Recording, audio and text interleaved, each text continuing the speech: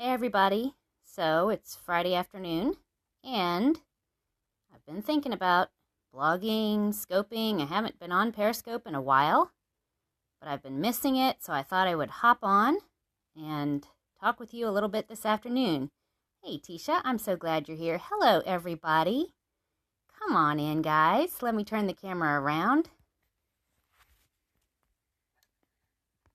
Hello. Get this hooked up on my tripod. Hello. Okay. How's everybody doing? Isn't Friday afternoon a really fun time to scope? Hey, Jamie, I'm so glad you're here. I'm so glad you guys are here. So,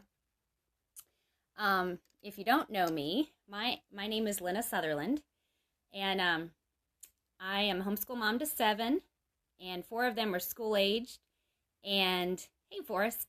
And 3 of them are, preschool, toddler, baby-sized. And so I've been blogging for a while over at Blogspot, and it was fine. I enjoyed that, but I kind of was feeling like if I was going to keep doing this, I probably should move over to WordPress. And so some of my fine friends from Homeschool Scopes have been helping me out with that a little bit. I've gotten some phone consultations from even somebody who's on this scope right now. So just to say, what a great community and what an encouraging group it's been here. But, just this thing about having a blog, scoping. Thank you, Amy, for inviting your followers. I really appreciate that. But, just thinking about, what am I doing here? What am I doing? When we had that blog hop a couple of Mondays ago, I just kind of thought, this isn't really for me because I'm not doing this as a business. I'm not trying to make money out of this. So, I don't really need to have all this fancy marketing equipment and social media contacts. And, I don't need to focus on all that. But one of the scopers who was sharing was talking about, needing to get your name out there and everything. And I said, but, if you're not trying to make money, then you don't really need to market yourself, do you? And she said, well, if you don't do that, then how is anybody going to know that you have anything to say or to share? And, so I really wrestled with that because I thought, on the one hand, I don't need to be a celebrity. I don't want to be a celebrity. I'm not about, having a huge following, but on the other hand, it takes a little bit of work and a little bit of time and effort to write blog posts and make graphics and keep the website going and that kind of thing. And do I want to put energy into something that no one is going to see or benefit from? And, so then I kind of decided to move over to WordPress and, wow, I purchased a domain name. And of course, the moment that you purchase a domain name, you're getting all of these emails from all of these places that are like, oh yeah, you need to be subscribing to this so that you can get on, get your ratings up in Google and everyone will find you. And you need, a million offers from people to make, I did, Forrest. Well, actually, I did tell you. I posted about it on your Facebook page today. What am I looking forward to in May? I'm looking forward to launching my new blog. So Forrest was one of the people who helped me kind of get me pointed in the right direction. Anyway, so you get all this stuff and you're just thinking this is so out of my league. This is so not me. It's not up yet. It's going to launch on Monday. That's part of the reason that I'm on here telling about it. So it just feels so out of my league. I'm just this mom who's, at home, just, kind of nose to the grindstone. But I just really firmly believe that, moms of any sort, and especially I think homeschool moms, you live, with your children every day. It just brings up big questions, right? You just cannot be a mom for very long without having big thoughts about what am I doing here? What's the purpose? What's the goal? How do I know if I'm doing it right? When do I just stay the course, and when do I troubleshoot, right? So just being a mom, you're just working through stuff all the time, right?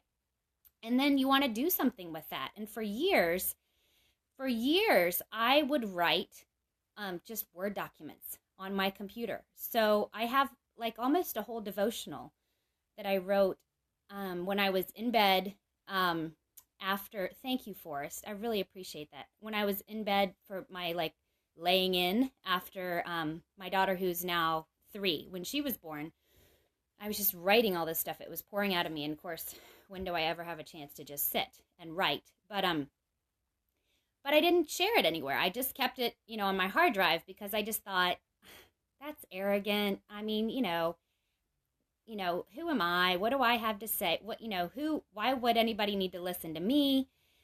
And, and the funny thing is, I've never read anybody else's blog or watched anybody else's scope and thought that they were arrogant. Like, I don't do that to other people. I don't look at other people's stuff and think like, oh, why do they think they have anything to offer? I'm always like, this is awesome.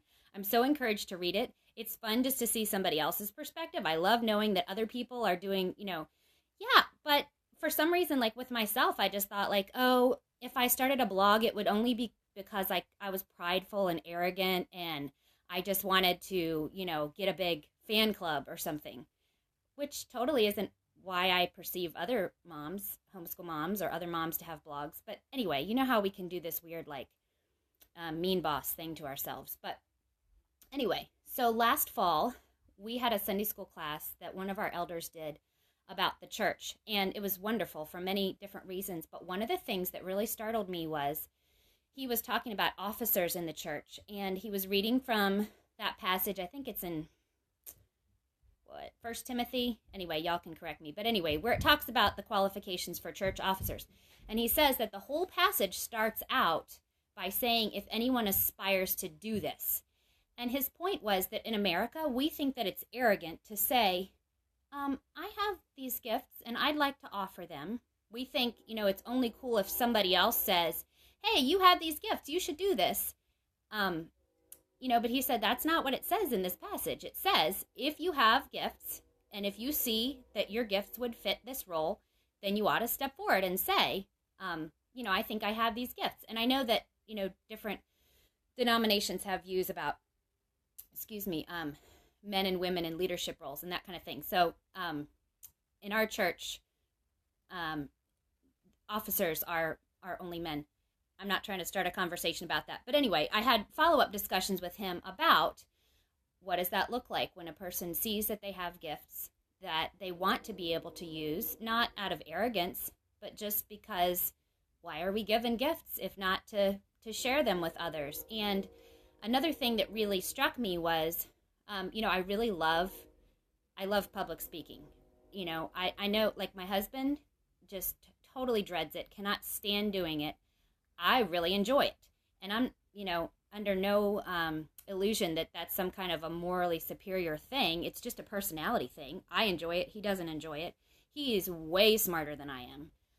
Way more, he's much more well-read than I am. He's got a much better handle on, like, philosophy and, he could talk circles around me about anything, but he does not want to stand up in public and teach. Whereas that's something I really enjoy doing. And so when it came to, things like women's Bible studies at church, I just always thought, why would I do that? Because I'm not the smartest one in the room. I don't know the most stuff of anybody. So, I shouldn't be the one to do that. And the more I realized, people like my husband and other people at church who are, way wiser, older than me, more life experience than me, but dread the idea of public speaking, they would rather to have somebody stand up, get the discussion started with some teaching, and then they have opportunity to contribute to the discussion and share. They just don't want to have to be the one to stand up in front. And so being the one to stand up in front doesn't mean that I have to say, hi, I'm the expert. I know more than anybody here, so that's why I'm standing up at the front. No, it just means we all have various gifts to offer. I'm the one who's dumb enough to not mind standing up in front of the group and making a fool out of myself. Hey, Melissa, I'm so glad you're here because we're talking about blog stuff, and you've been such an encouragement to me in this area. Hi, Jenny. I'm so glad you're here, too.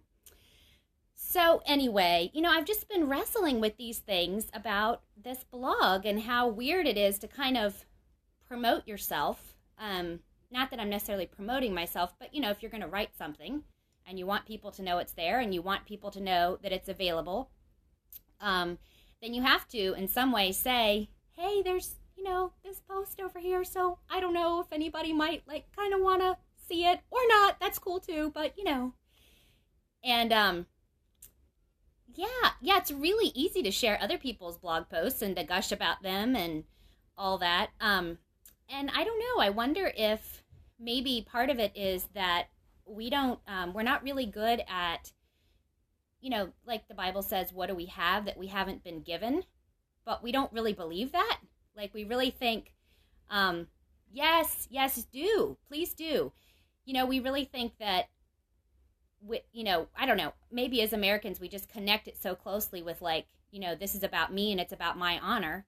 And it's hard to separate, this is something that I've been given, and I've been given it for a purpose to bless others, not just to keep it to myself. And, that it is possible to say, hello, I have a gift, and I'd like to use this in service of others without that being, arrogant. Feel strongly enough about what I want to write. Yeah.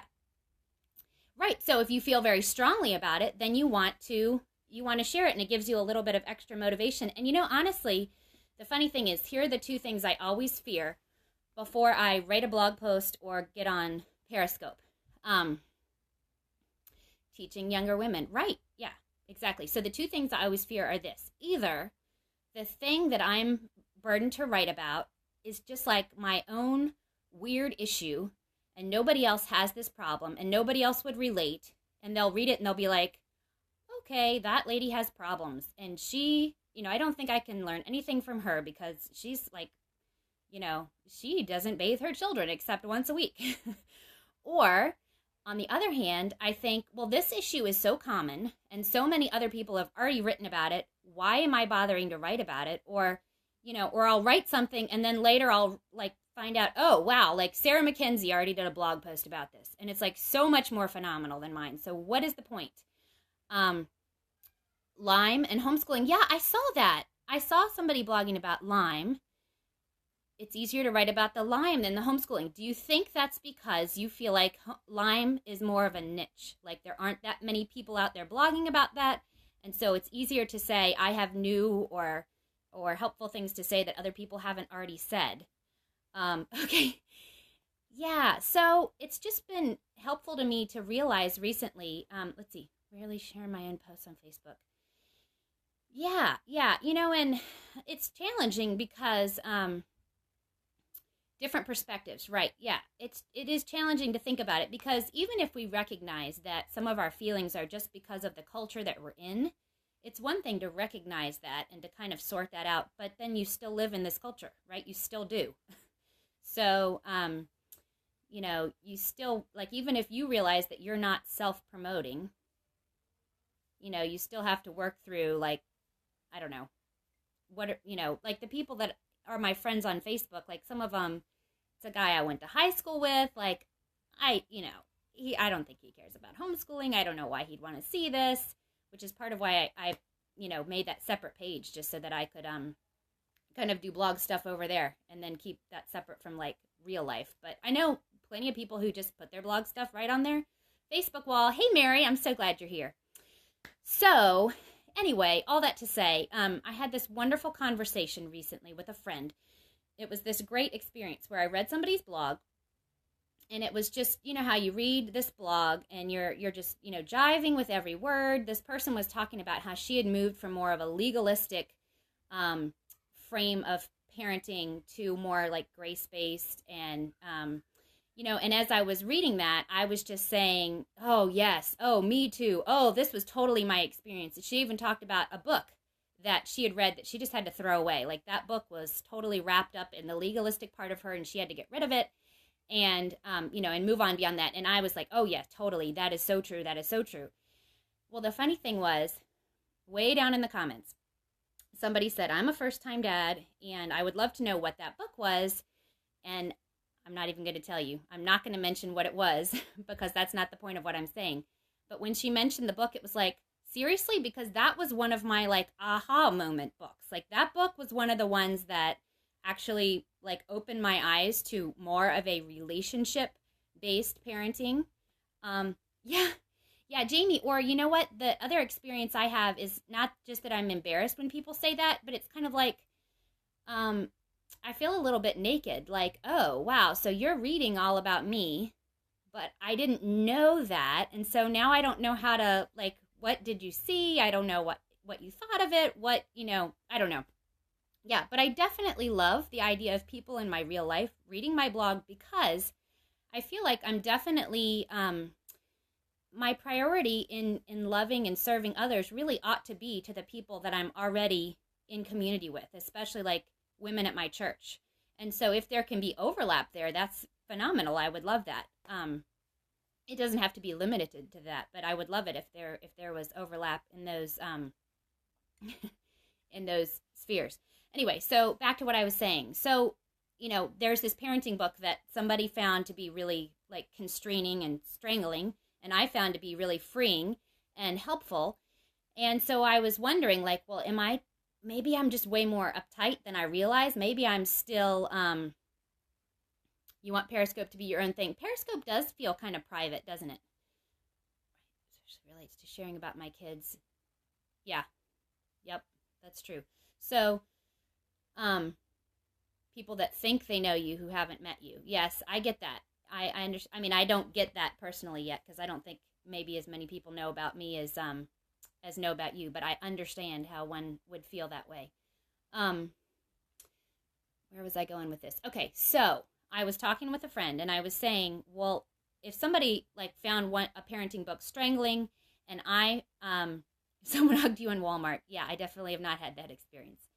And I found it freeing and helpful. Why is that? And my friend said, well, sometimes it's just somebody's writing style that just doesn't jive with you, or they just, you don't have to necessarily like be able to argue something to the ground and point out all the flaws in it before you can just put it down and walk away and say, oh, that just wasn't for me. That just wasn't helpful. That person's voice or experience didn't really click with me. And so that's what's helped me a little bit to think about blogging. I don't need to be the best at what I do. I don't need to have like new insights that no one's ever thought of. I don't need to say it more or say it better.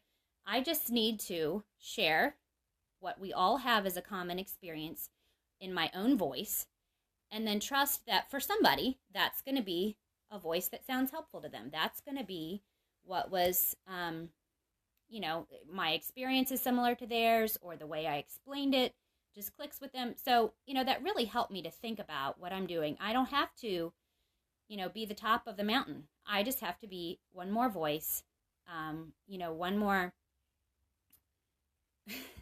block and unblock family members that follow you on a scope. Yeah, I don't know. I'm not sure about this yet. I feel like I love the idea of people that I know in real life being involved in my blogging and my periscoping, but I'm kind of new to it, so maybe I'm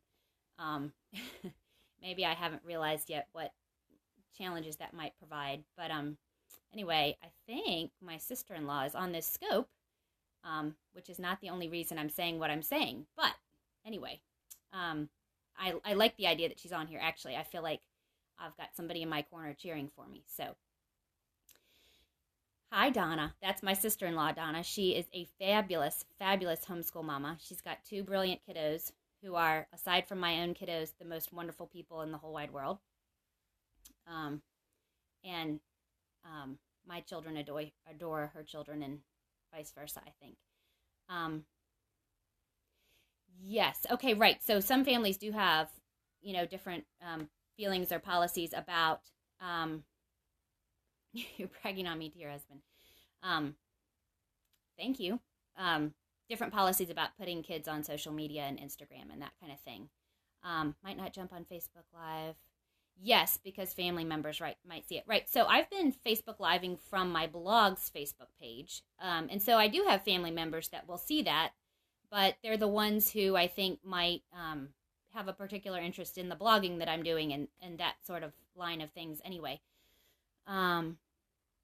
You love when she's on your scope. Yeah, I love when my brother and sister-in-law are on my scopes. I think that's really cool. I really enjoy that. So, okay, so all that to say, the new blog should launch on Monday. I'm really excited. Yeah, or on your group page, right? Because then it's just the people that are in your group that are going to see that. it's not up yet. So like if you go to the address, yeah, I know, Monday, Periscope for personal chat and not going to save it. Yes. Okay. So the address should be the exact same as my Periscope handle and my Instagram handle, hswotrainingwheels.com. And that's it. And not all the blah, blah, blah, blah, blah, blah that comes after it. Fighting WordPress. Yeah. It's bigger. It's a bigger monster than Blogger. Blogger is really basic, but it's also really basic. So, yes, I'm using WordPress, and I like it so far. I like it. But you know what? Homeschooling without training wheels. Yep, that's it. hswotrainingwheels.com. So, yeah. I'm happy about switching to WordPress. I totally could have dumped easily. I could have dumped $1,000 this week, like without even blinking.